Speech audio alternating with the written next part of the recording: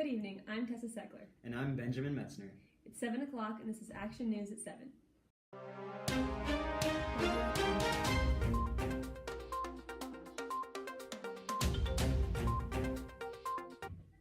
The Greek financial crisis has been the greatest economic tragedy in Europe since World War II. The beginning of this tragedy began at the same time that the entire world was hit with the global financial crisis in 2008. The debt crisis was the first of many to hit the Greek economy in the last 10 years. Economic analysts have concluded that there are two primary causes of the Greek financial crisis. Due to government economic mismanagement, including widespread fraud and an absence of public accountability, the economic crisis was inevitable for Greece. The second primary cause was due to Greece's membership in the Eurozone. To tell us more about the Eurozone and its impact on the Greek financial crisis, we asked financial forecaster Rex Shi to join us. Welcome, Rex. Thank you, Tasha. Glad to be here. Rex, is there anything you can tell us about the impact the Eurozone had on the financial crisis? Yes, the Eurozone, established for political purposes as the next step on the path to closer economical and monetary union within the European Union, giving rise to a flawed economical structure, and Greece's inclusion in the Eurozone made Greece's crisis inevitable. What is the next step for Greece in order to boost their economy from this tragedy?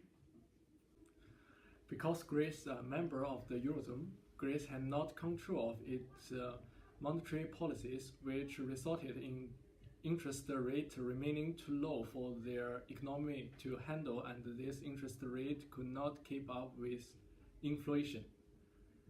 The most obvious financial need is the development of a fully fledged banking union, which benefits from pan-European deposit insurance. The main issues of today is if Greece should keep the euro or get rid of it and devalue the currencies in hopes for more economical simulations. Thanks, Rex. The Eurozone countries have poured a huge amount of funding on Greece, about 350 billion euros, almost exactly twice the GDP of Greece in 2016 of 174 billion euros. However, the unemployment rate in Greece is still just 22%. Before the financial crisis, the rate was around 8%.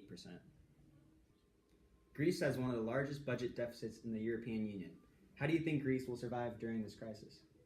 Well, by the end of 2017, Greece is at a whopping 22% unemployment rate. The country will need to make painful changes in order to save themselves, Benjamin.